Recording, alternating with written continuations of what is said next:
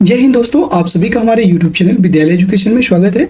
साथियों, आज हम पढ़ेंगे स्पीडी की तरफ से आने वाले रेलवे जनरल साइंस के महत्वपूर्ण प्रश्न और इसमें सामान्य विज्ञान के महत्वपूर्ण प्रश्न जो कि आपके आने वाले सारे एग्जाम्स में महत्वपूर्ण प्रश्न होंगे। ठीक है, और ये सभी जो प्रश्न है ये आपके RRB, NTPC,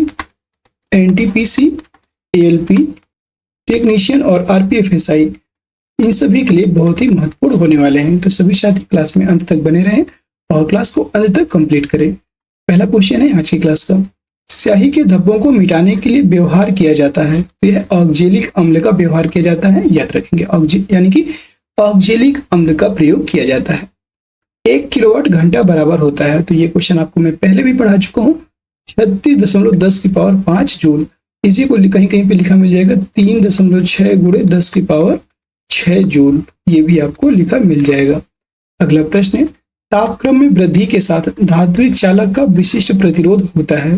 तापक्रम में वृद्धि के साथ धात्विक चालक का विशिष्ट प्रतिरोध घट जाता है, याद रखेंगे।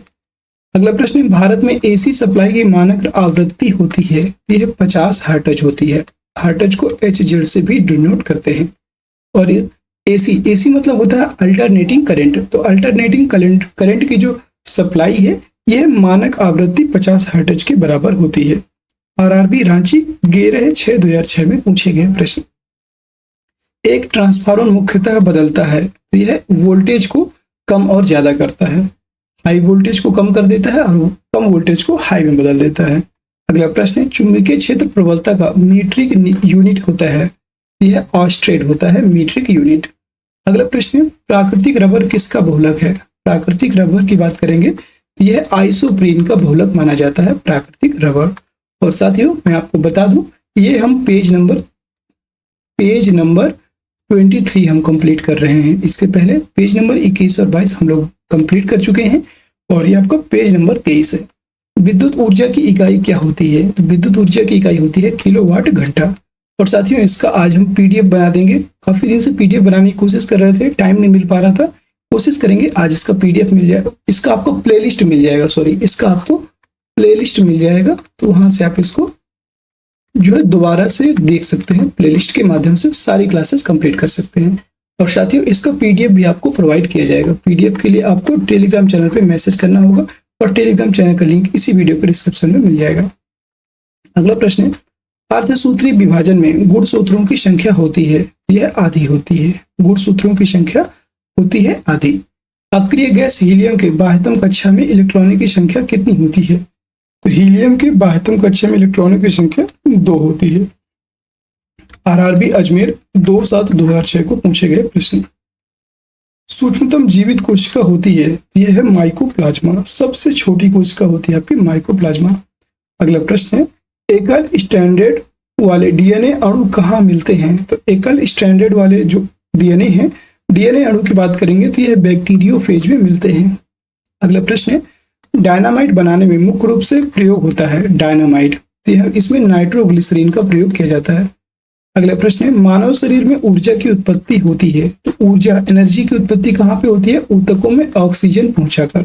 जितने भी आपके टिश्यूज होते हैं उनमें जब भी ऑक्सीजन पहुंचती है तो वहां पे शरीर में ऊर्जा की उत्पत्ति होती है। अगला प्रश्न है, वेल्डिंग करने में किस गैस के मिश्रण का प्रयोग किया जाता है। तो ऑक्सीजन और एसिटिलीन नामक गैस का मिश्रण का उपयोग किया जाता है। अगला प्रश्न है, कृत्रिम सुगंधित पदार्थ बनाने में प्रयोग किया जाता है। तो एथिल एसीटेट का प्रयोग करते हैं। जो भी जैसे अगरबत्तियां हैं, कोई भी परफ्यूम है, उसमें एथिल एसीटेट का उपयोग किया जाता है। सबसे हल्का गैस है, यह सबसे हल्की गैस की बात करेंगे तो यह है आपकी हीलियम। हीलियम को HE से डिनोट करते हैं। नेक्स्ट प्रश्न है, RRB बेंगलोर 2/7/2006 में पूछे गए प्रश्न। किसी दर्पण की न्यूनतम लंबाई क्या होनी चाहिए जिसमें एक व्यक्ति अपना पूरा प्रतिबिंब देख सके। तो उसकी लंबाई का करीब करीब आधा। मतलब अगर व्यक्ति की लंबाई 5 फीट है, मान लीजिए व्यक्ति की लंबाई 5 फीट है, तो उसको पूरा प्रतिबिंब देखने के लिए 2.5 फीट 2.5 फीट का दर्पण लेना पड़ेगा, याद रखेंगे। उम्मीद है आपको ये समझ में आ गया होगा। नेक्स्ट प्रश्न की तरफ चलेंगे। साथियों, आप देख सकते हैं ये रेलवे सामान्य विज्ञान के प्रश्न हैं और क्वेश्चन बैंक में अगला प्रश्न है आपका, परमाणु की प्रभावी त्रिज्या होती है तो 10⁻⁻10 मीटर। प्रभावी त्रिज्या होती है 10⁻⁻10 मीटर। पृथ्वी की आयु ज्ञात की जा सकती है तो यह यूरेनियम काल निर्धारण पद्धति से, अर्थात यूरेनियम जो टाइम पीरियड होता है इसकी निर्धारण पद्धति से पृथ्वी की आयु को आंका जा सकता है। अगला प्रश्न है, पत्थरों एवं खनिजों में सर्वाधिक मात्रा में पाया जाने वाला तत्व होता है तो वो होता है सिलिकॉन। सिलिकॉन को Si से डिनोट करते हैं। अगला प्रश्न है, धूमकेतु की पूंछ हमेशा सूर्य से दूर होती है अपकेंद्री बल के कारण। अगर आपके यहाँ से कारण पूछा जाता है तो याद रखेंगे अपकेंद्री बल के कारण। और आपसे पूछा जा सकता है कि धूमकेतु की पूंछ किधर होती है तो हमेशा सूर्य से दूर होती है। अगला प्रश्न है, RRB कोलकाता 2/7/2006 में पूछे गए प्रश्न, किससे होकर गुजरते हुए प्रकाश की गति न्यूनतम होती है या न्यूनतम होता है? तो सबसे कम गति होती है आपकी प्रकाश की कांच में। अगला प्रश्न है, एस्कॉर्बिक एसिड होता है तो एस्कॉर्बिक एसिड विटामिन सी में होता है, याद रखेंगे। अगला प्रश्न है, विद्युत मोटर AC के आविष्कारक कौन थे? AC मोटर की बात की जा रही है, अल्टरनेटिंग करंट AC। तो विद्युत मोटर जो कि AC के लिए काम करता है और यह आविष्कारक थे इसके निकोला टेस्ला, इनका नाम था निकोला टेस्ला। अगला प्रश्न है, स्वर्ण की शुद्धता किस इकाई में व्यक्त किया जाता है? तो स्वर्ण की शुद्धता की बात करेंगे तो यह कैरेट में व्यक्त किया जाता है, याद रखेंगे। शुद्ध सोना कितने कैरेट का होता है? तो शुद्ध सोने की बात करेंगे तो यह आपका 24 कैरेट का होता है। 24 कैरेट गोल्ड एकदम शुद्ध माना जाता है, याद रखेंगे। अगला प्रश्न है, गति के नियमों का प्रतिपादन किसने किया था? तो गति के जो नियम है इनको देने वाले थे आपके न्यूटन। न्यूटन ने गति के 3 नियम दिए थे, 3 नियम, ठीक है। आगे मैं आपको तीनों नियम बताऊंगा। RRB मुंबई 16/7/2006 में पूछे गए प्रश्न। पहला प्रश्न है, जल का विद्युत विश्लेषण में ऑक्सीजन कहाँ पर संचित होता है? यह एनोड पर संचित होता है।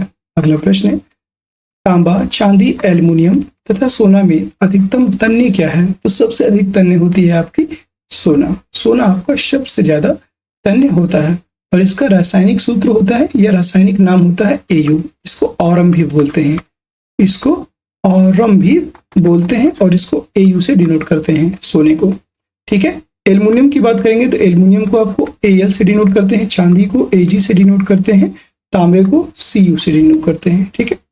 अगला प्रश्न है, सीमेंट, बालू एवं जल का मिश्रण क्या कहलाता है? तो सीमेंट, बालू एवं जल का जो मिश्रण है इसे मोटारे बोलते हैं या मोटर बोलते हैं। कहीं कहीं पे मोटारे लिखा रहेगा और इसे मोटर भी बोलते हैं, याद रखेंगे। अगला प्रश्न है, समुद्र के अंदर संचार एवं स्थिति आंकलन के लिए प्रयोग किया जाने वाला यंत्र कौन सा होता है? यह होता है सोनार। सोनार होता है, याद रखेंगे। अगला प्रश्न है, किसी संचायक सेल में क्या संचित रहता है? तो इसमें रासायनिक ऊर्जा जो केमिकल एनर्जी होती है, केमिकल एनर्जी इसमें संचित रहती है, याद रखेंगे, ठीक है, केमिकल एनर्जी। अगला प्रश्न है, सड़कों को प्रकाशित करने के लिए प्रयुक्त बत्तियां किस क्रम में संयोजित होती हैं? जैसे मान लीजिए कोई ये रोड लाइट है, मैं आपको एक बार समझा देता हूँ। मान लीजिए ये कोई रोड लाइट है और ये आपके बीच से सड़क है, ठीक है। तो यहाँ पे मतलब ये आपकी सड़क है, ठीक है, ये मतलब एक सड़क है और इसकी जो किनारे किनारे पर मान लीजिए यहाँ पे बत्तियां लगी हुई हैं तो ये हमेशा समांतर क्रम में लगी होती हैं। ये आपकी हमेशा समांतर क्रम में जुड़ी होती हैं एक दूसरे से, ठीक है, ऐसे एक तरफ से समांतर क्रम में जुड़ी होंगी। अगला प्रश्न है, लेंजरों द्वारा उत्पन्न त्रिविमीय प्रतिबिंब कहलाता है। जो लेंजर होते हैं तो इनके द्वारा त्रिविमीय प्रतिबिंब कहलाता है एक होलोग्राम, एक होलोग्राम। अगला प्रश्न है, कार्बन, पीतल, एरोजेल तथा तांबा में सबसे हल्का पदार्थ कौन सा होता है? तो ये होता है आपका एरोजेल। अगला प्रश्न है, ध्वनि तरंग के डैश से प्रतिध्वनि उत्पन्न होती है। तो ध्वनि तरंगों का जब परावर्तन होता है तो वहां से प्रतिध्वनि उत्पन्न होती है। जैसे आप मान लीजिए कोई खाली जगह पे जाते हैं, मान लीजिए कोई खाली स्थान वाला जगह है, जैसे कि आप किसी घर पे जाएं और कोई खाली कमरा हो, वहां पे अगर आप आवाज करते हैं तो डायरेक्ट आपकी आवाज दोबारा से आपको सुनाई देगी, प्रतिध्वनि के कारण बहुत ज्यादा साउंड होगी, तो इसीलिए आपको इसे बोलते हैं परावर्तन। अगला पॉइंट की तरफ चलते हैं। जैसे कि साथियों आप देख पा रहे होंगे 23 पेज नंबर 23 है, याद रखिएगा। प्रश्न आपका, यदि एक चालक के तापक्रम को बढ़ा दिया जाता है तो इसका प्रतिरोध भी हमेशा बढ़ जाएगा, याद रखेंगे। अगला प्रश्न है, रेडियो तरंगों की चाल होती है। तो रेडियो तरंगों की चाल होती है 3 × 10⁸ मीटर प्रति सेकेंड। सोल्डर किसका मिश्र धातु है? कल की क्लास में भी आपको मैंने बताया था। सोल्डर आपका टिन यसन यानी कि पीबी, और पीबी को लेड बोलते हैं शीशा, और यसन को बोलते हैं टिन। तो यह टिन और लेड का मिश्रण होता है, यह मिश्र धातु होती है। अगला प्रश्न है, हवा का बुलबुला कार्य करता है, तो यह अवतल लेंस जैसा कार्य करता है, याद रखेंगे। अगला प्रश्न है, डिप्थीरिया से प्रभावित होने वाला अंग कौन सा होता है? तो डिप्थीरिया श्वास नली को प्रभावित करती है और डिप्थीरिया के कारण आंतों में भी प्रभाव होता है इसका। अगला प्रश्न है, मार्स गैस कहलाती है, तो मार्स गैस कहलाता है मीथेन। मीथेन को CH4 से डिनोट करते हैं। अम्लीय वर्षा का प्रमुख घटक होता है सल्फर डाइऑक्साइड, इसे SO2 बोलते हैं, सल्फर डाइऑक्साइड। मैं आपको इसलिए थोड़ा तेजी से कर रहा हूँ कि आपको चीजें याद हैं, बहुत चीजें रिपीट हुई हैं, तो आपको याद हो जाएं। और सारी क्लास जब हम लोग कंप्लीट करेंगे, डेली क्लास ये कंप्लीट कर रहे हैं, अगर आप डेली क्लासेस कर रहे हैं तो यकीन मानिएगा साइंस का आपको कोई क्वेश्चन, एक भी सिंगल क्वेश्चन नहीं छूटेगा। ठीक है।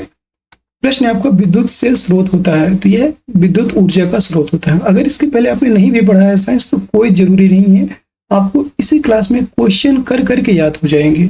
आपको क्वेश्चन ही तो सही करना है एग्जाम में, कोई भी आपको डिग्री नहीं हासिल करनी, याद रखिएगा। आपको साइंस में PhD नहीं करनी है, ठीक है ना, तो यहाँ पे कोई भी PhD करनी है, आपको सिर्फ और सिर्फ क्वेश्चन सही करने हैं, सिर्फ आपको क्वेश्चन सही करना है। तो अगर आप क्वेश्चन सही करना है तो आपको ज्यादा से ज्यादा क्वेश्चन करना भी पड़ेगा, और यही एक रास्ता है। अगला प्रश्न है, वर्षा उपहार किस फसल की प्रजाति होती है? तो वर्षा उपहार भिंडी फसल की एक प्रजाति होती है, याद रखेंगे। कपास के लिए उपयुक्त काली मिट्टी में अधिकता होती है, तो कपास की बात करेंगे, कपास की जो उपयुक्त काली मिट्टी है इसमें मांट मारिलो नाइट्राइट की उपलब्धता होती है, याद रखेंगे। RRB कोलकाता 16/7/2006 में पूछा गया प्रश्न, मैनोमीटर का प्रयोग किसके मापन के लिए किया जाता है? मैनोमीटर, तो यह दाब के मापन के लिए, जो गैस का दाब होता है इसमें प्रयोग किया जाता है मैनोमीटर का। अगला प्रश्न है, कैलोरी इकाई होती है, तो कैलोरी आपकी ऊष्मा की इकाई होती है। अगला प्रश्न है, आंशिक रूप से पानी में डूबी हुई सीधी छड़ का झुकी हुई मालूम पड़ने का कारण होता है, यह होता है अपवर्तन। कोई भी बॉक्स है, मान लीजिए कोई बर्तन है और इसमें हम कोई भी छड़ डालेंगे तो ऐसे जब हम ऊपर से देखते हैं तो यह तिरछी दिखाई देती है, इसका कारण क्या होता है? अपवर्तन, याद रखेंगे। यह अपवर्तन के कारण हमें तिरछी या टेढ़ी दिखाई देती है, याद रखेंगे। विद्युत चुंबक बना होता है, विद्युत चुंबक की बात करेंगे तो यह मृदु लोहे का बना होता है, याद रखेंगे। मृदु लोहे का विद्युत चुंबक बना होता है। अगला प्रश्न है, केवल दो तत्व कक्षा तापक्रम पर द्रव स्थिति में रहते हैं, ये हैं ब्रोमीन और पारा। ब्रोमीन और पारा जो होते हैं यह ऐसे दो तत्व हैं जो द्रव स्थिति में रहते हैं। अगला प्रश्न है, 1 माइक्रोन बराबर होता है, तो यह 0.001 मिलीमीटर के, या तो इसी को लिख सकते हैं 10⁻⁻6 मीटर, 10⁻⁻6 मीटर के होते हैं। अगला प्रश्न है, पृथ्वी की वायुमंडल में सर्वाधिक मात्रा में पाई जाने वाली गैस है, तो पृथ्वी की जो वायुमंडल है इसमें नाइट्रोजन 78% पाया जाता है। वायुमंडल में 78% होता है नाइट्रोजन का, सबसे अधिक मात्रा में पाया जाता है। इसके बाद ऑक्सीजन की बात करेंगे तो ऑक्सीजन आपकी लगभग 21% पाई जाती है, ठीक है। अगला प्रश्न है, कास्टिक सोडा का रासायनिक सूत्र है। देखिए मैं आपको सूत्र भी इसलिए बताता हूँ क्योंकि सूत्र पूछे जाते हैं। कास्टिक सोडा, इसका रासायनिक सूत्र होता है NaOH। NaOH को और क्या लिखते हैं? सोडियम हाइड्रोक्साइड, इसी को लिखते हैं सोडियम हाइड्रोक्साइड, इसी को लिखता है, ठीक है, हाइड्रोक्साइड। अगला प्रश्न, RH फैक्टर सामान्यतः किससे संबंध माना जाता है? RH फैक्टर, तो यह आपका रक्ताधान से माना जाता है, याद रखेंगे। अगला प्रश्न, लोलक की लंबाई 1/4 हो जाती है तो इसका आवर्तकाल आधा हो जाएगा, ठीक है। अगर लोलक की लंबाई बढ़ जाएगी मतलब 1/4 हो जाती है, यहाँ पे 1/4 हो जाएगी तो इसका आवर्तकाल आधा हो जाएगा। अगला प्रश्न है, क्वेश्चन है, घनत्व का CGG मात्रक होता है, तो घनत्व का CGG मात्रक होता है ग्राम प्रति सेंटीमीटर क्यूब। ग्राम प्रति सेंटीमीटर क्यूब घनत्व का CGG मात्रक होता है। अगला क्वेश्चन है, CGS पद्धति में, यह CGS प्रणाली में बल की इकाई होती है। CGS प्रणाली में बल की इकाई डाइन होती है, याद रखेंगे। अगला प्रश्न है, मानव शरीर के किस भाग में पायरिया रोग लगता है? तो दांतों और मसूड़े में पायरिया नामक रोग हो जाता है। अगला प्रश्न है, 4 डिग्री सेंटीग्रेड पर विशुद्ध जल का घनत्व होता है, तो 4 डिग्री सेंटीग्रेड पर विशुद्ध जल का जो घनत्व होता है ये होता है 1000 किलोग्राम प्रति मीटर क्यूब। 1000 किलोग्राम प्रति मीटर क्यूब इसका घनत्व होता है। अगला प्रश्न है, MKS प्रणाली में यंग प्रत्यास्थता गुणांक की इकाई होती है? तो यमकेएस प्रणाली में प्रत्यास्थता गुणांक की इकाई होती है न्यूटन प्रति मीटर स्क्वायर, न्यूटन प्रति मीटर स्क्वायर। अगला प्रश्न है, घंटा अर्थात बेल धातु में होता है, घंटे की बात की जा रही है, वो वाला घंटा जिसे हम बजाते हैं, बेल। तो इसमें कौन सी धातु होती है? कॉपर यानी कि तांबा और टीन इसमें मिलाया जाता है। अगला प्रश्न है, 1 नैनोमीटर किसके बराबर होता है? तो 10⁻⁻9 मीटर के।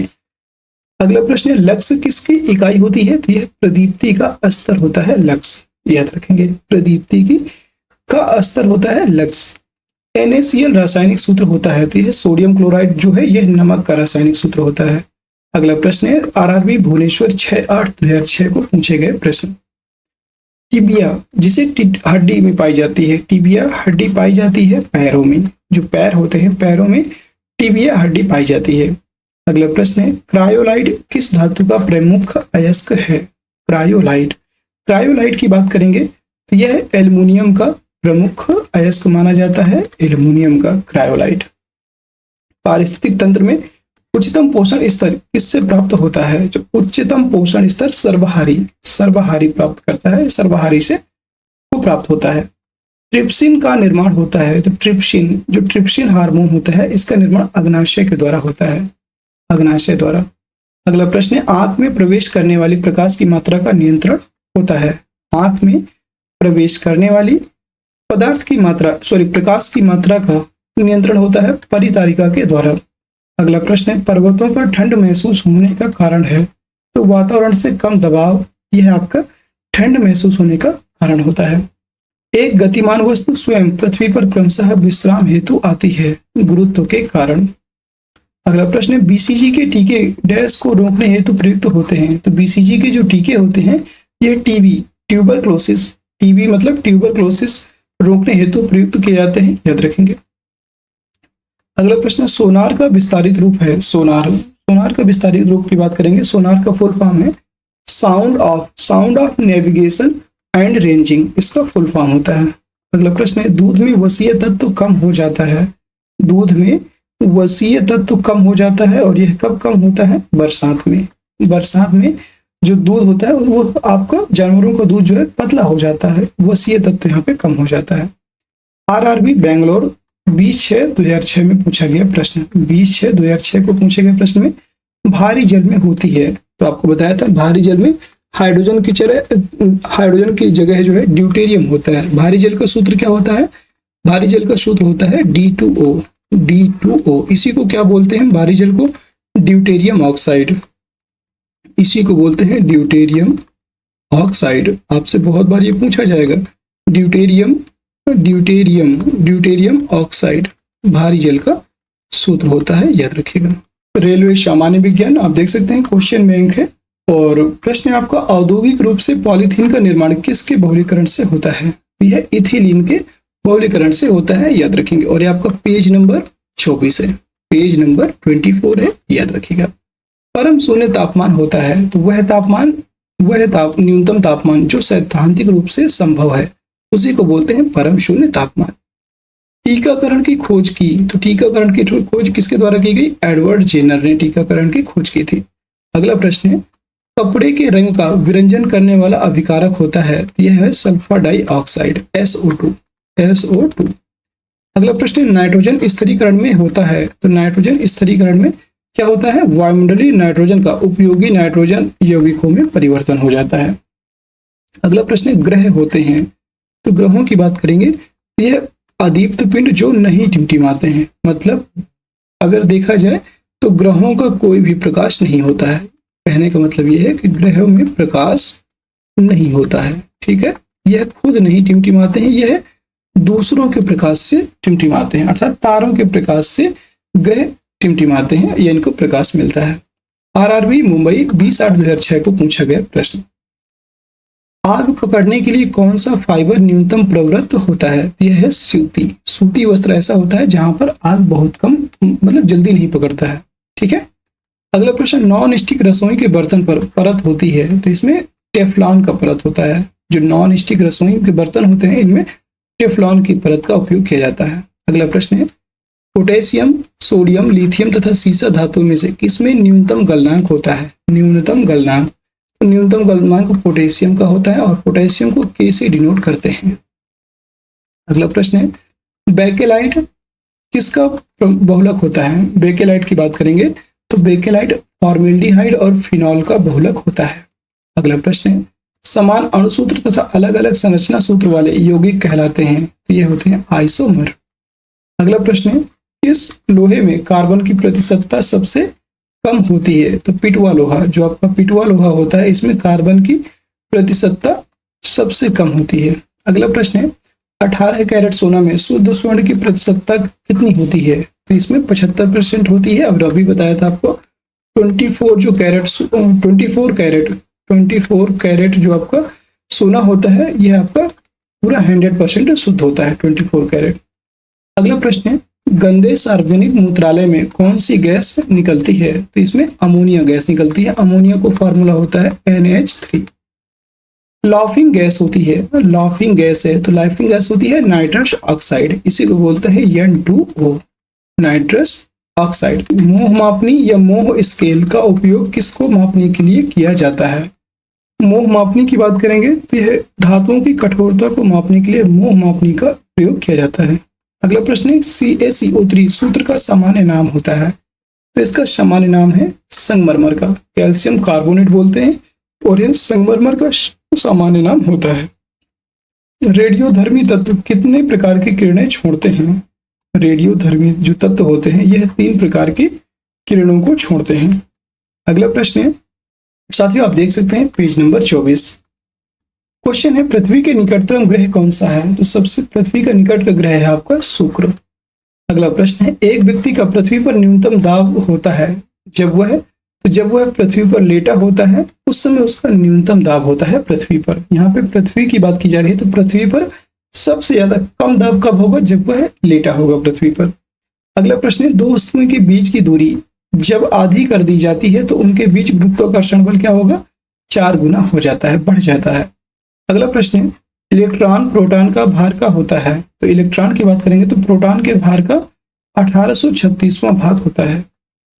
अगला प्रश्न है, दूरस्थ वस्तुओं के अवलोकन हेतु कौन सा यंत्र प्रयुक्त होता है? तो यह होता है बाइनोक्यूलर। अगला प्रश्न है, RRB महेंद्र घाट 10/9/2006 को पूछे गए प्रश्न। हाइड्रोजन की खोज किसने किया था? हाइड्रोजन की खोज करने वाले थे हेनरी कैवेंडिश। हेनरी कैवेंडिश ने हाइड्रोजन की खोज की थी, हाइड्रोजन की खोज। अगला प्रश्न है, रडार का आविष्कार किसने किया था? रडार, तो रडार के आविष्कार करते थे अल्बर्ट टेलर। अल्बर्ट टेलर ने रडार नामक यंत्र की खोज की थी।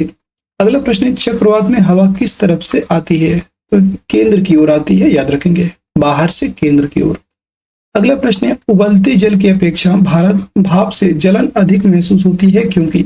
भाप की बात करेंगे तो भाप से अधिक जलन इसलिए महसूस होती है क्योंकि जल की अपेक्षा भाप की गुप्त ऊष्मा अधिक होती है। गुप्त ऊष्मा को इंग्लिश में बोलते हैं लैटेंट हीट, इसी को बोलते हैं लैटेंट हीट, ठीक है, गुप्त ऊष्मा। अगला प्रश्न है, फास्फोरस का सूत्र होता है, तो फास्फोरस की बात करेंगे तो इसका सूत्र होता है P4। अगला प्रश्न है, सोनार अधिकांशतः प्रयोग में लाया जाता है, तो यह नौ संचालकों के द्वारा उपयोग में लाया जाता है। सोनार का भी फुल फॉर्म बताए थे, याद रखेंगे, ठीक है। अगला प्रश्न है, नमकीन जल में उगने वाला पौधों को क्या कहा जाता है? तो नमकीन जल यानी कि कहाँ पर नमकीन जल मिलेगा हमें? मरुस्थलों में, और नमकीन जल में उगने वाले पौधे को कहते हैं हैलोफाइट। अगला प्रश्न है, किसी वस्तु का संवेग किस पर निर्भर करता है? यह द्रव्यमान और वेग दोनों पर निर्भर करता है संवेग। संवेग का फॉर्मूला होता है, संवेग बराबर होता है आपका द्रव्यमान गुणे वेग, द्रव्यमान गुणे वेग, यह आपका संवेग का फॉर्मूला होता है, याद रखेंगे। अगला प्रश्न है आपका, हवा का वाष्प घनत्व कितना होता है? तो हवा का वाष्प घनत्व होता है 14.4।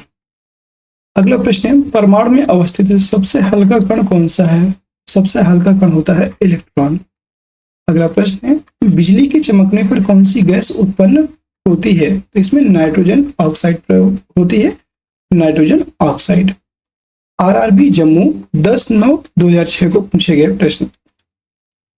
कोई बंद कमरे में नहीं सो सकता है जहां चारकोल जल रहा हो, मतलब कहीं भी ऐसा कमरा जहां पर चारकोल जल रहा हो उसमें कोई नहीं सो सकता, क्योंकि चारकोल कार्बन मोनोऑक्साइड उत्पन्न करता है जो हवा में ऑक्सीजन मात्रा को घटाता है, मतलब ऑक्सीजन लेवल को कम कर देता है कार्बन मोनोऑक्साइड।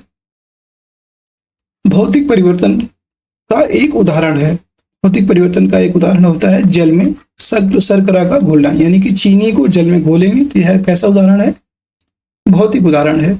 और पानी का शरबत बनाना, इसी को बोलते हैं शरबत बनाना, और शरबत बनाना एक भौतिक उदाहरण होता है। जल का बर्फ में परिवर्तन होना, अगर मान लीजिए कोई जल है और यह बर्फ बन गई, यह भी कैसा परिवर्तन होगा, यह आपका भौतिक परिवर्तन का उदाहरण हो जाएगा। तो साथियों, आज हमने 2 पेज कंप्लीट कर लिए, और आज की क्लास आप सभी को कैसी लगी कमेंट सेक्शन के माध्यम से बताइएगा। और साथियों, अगर आपको क्लास पसंद आई हो तो क्लास को सभी साथी लाइक कर दीजिएगा, शेयर कर दीजिएगा, और चैनल में नए हैं तो चैनल को सब्सक्राइब भी जरूर कर लीजिएगा।